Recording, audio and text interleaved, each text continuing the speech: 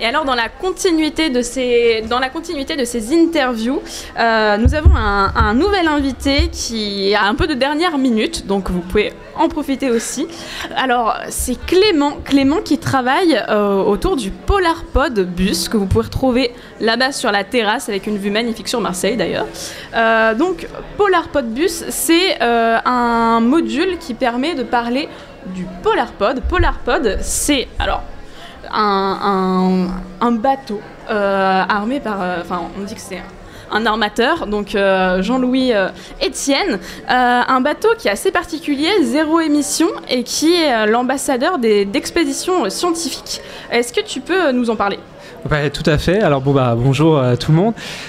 PolarPod, oui, c'est le nom d'une nouvelle construction, un bateau ambitieux, puisqu'il s'agit des bateaux, d'un premier bateau vertical au monde, qui sera 100% à la verticale. Et le but de cette verticalité, ce sera de faire le premier vaisseau qui va rester toute l'année dans l'océan austral. C'est-à-dire l'océan qui est autour de l'Antarctique, qui est aujourd'hui réputé pour être l'un des océans les plus dangereux du monde, à tel point qu'on ne peut pas y aller l'hiver. Les conditions météo y seront trop dangereuses, des vagues trop hautes, une température trop froide. Et avec un bateau vertical, ce sera la première fois au monde qu'on pourra rester dans cet océan, c'est-à-dire l'étudier, le protéger et également permettre de le sensibiliser.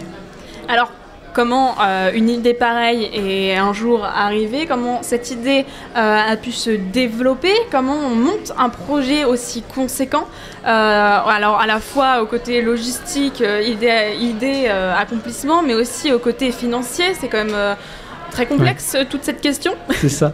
Le PolarPod est d'abord inspiré d'un bateau américain qui a été fait dans les années 60, qui s'appelle le Flip. Et quand il est capable de se retourner, il flippe. Et c'est un bateau qui a été d'abord conçu pour des raisons militaires, pour écouter des sous-marins soviétiques. Et alors lui, ce bateau, il pouvait se remettre à l'horizontale de temps en temps, à la verticale de temps en temps. Là, le but du jeu de PolarPod, Jean-Louis Etienne donc s'est inspiré du Flip, non pas pour écouter les sous-marins, mais pour écouter la biodiversité australe. Entre autres, il y a d'autres missions scientifiques, mais l'idée vient de là. Et ensuite, justement, les financements, c'est un projet PolarPod qui est principalement financé par le gouvernement français. Et ensuite, il y a toute une liste de partenaires et de mécénats qui soutiennent le projet PolarPod. Et le but du jeu, c'est que la construction du bateau commence d'ici quelques mois, quelques années, pour un lancement prévu, si tout se passe bien, fin 2027, début 2028. Donc c'est un projet qui émerge littéralement. Moi je me demandais comment c'est reçu derrière, comment ça va s'organiser. C'est conçu pour avoir des expéditions tout le temps, en fait, à temps plein. Justement, niveau logistique, comment ça se passe, quel type d'expédition on va pouvoir retrouver là-dessus. Le bateau en lui-même, finalement, c'est aussi une expédition, sa construction et son cheminement. Comment ça se passe tout ça ? Alors, une fois que le bateau sera terminé d'être fabriqué, alors ce sera le seul moment où il sera à l'horizontale. Normalement, il sera terminé d'être fabriqué dans un chantier en Afrique du Sud, transporté à l'horizontale, puisqu'on ne peut pas le mettre à la verticale dans les bas-fonds. Ensuite, avec un système de ballast, il va se mettre tout droit. Là, on va pouvoir rentrer dedans. Il n'y a de la place que pour 8 personnes maximum, généralement 4 marins, 4 scientifiques, qui vont, ce qui est prévu, se relayer tous les mois ou tous les 2 mois, dépendamment de la saison, si c'est l'été ou l'hiver, grâce à un autre bateau qui lui est déjà fabriqué, où Jean-Louis Etienne est déjà, en ce moment en expédition sur ce bateau qui s'appelle Persévérance, mais peut-être on y reviendra plus tard. Et ensuite, donc, ces scientifiques vont tourner autour de 4 grands axes de recherche. Un axe sur la pollution anthropique, donc que ce soit le microplastique, d'autres contaminants comme le mercure. Il y aura un second axe sur la calibration et la recherche satellite, puisque aujourd'hui l'océan austral, on ne le connaît qu'à travers les satellites, sauf que comment s'assurer si nos machines, si nos intelligences artificielles ont raison? Il faut évidemment qu'on puisse vérifier derrière si tout cela est vrai.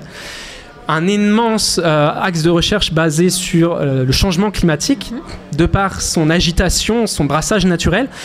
On est quasi sûr que l'océan austral est l'un des plus grands puits de carbone au monde, celui qui absorbe le plus de gaz à effet de serre. Donc, à quel point l'océan austral absorbe ces gaz à effet de serre? Quels sont leurs effets dans l'océan austral? sur la biodiversité, sur l'être humain et sur l'écosystème de manière générale. Toutes ces questions nous intéressent.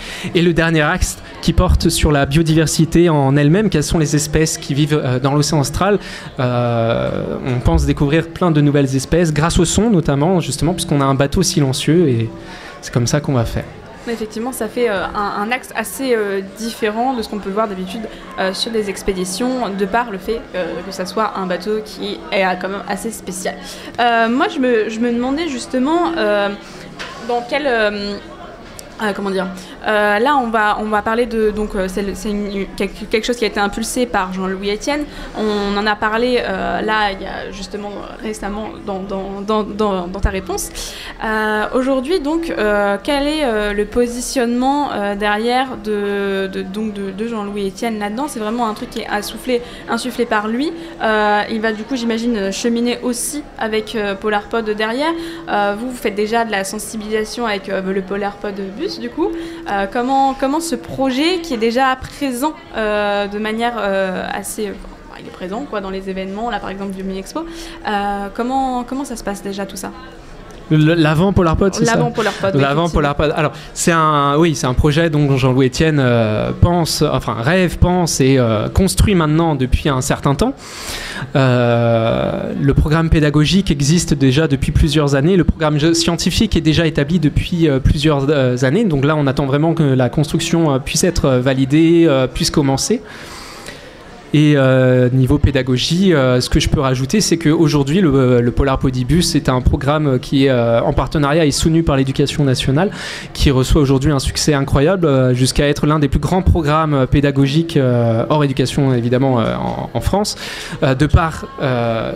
le nombre d'élèves, mais aussi le nombre de régions où ce bus va. C'est exactement ça. C'est un bus à la manière de Jamie dans C'est pas sorcier qui se déplace dans les établissements scolaires pour justement amener les expériences, amener la science, amener la mer dans les classes qui sont parfois totalement éloignées alors que ce soit la culture scientifique ou de la culture marine. C'est ça le but du jeu, d'amener cette science marine, cette science polaire dans ces classes-là et de pouvoir offrir cette expérience à tous les élèves de France.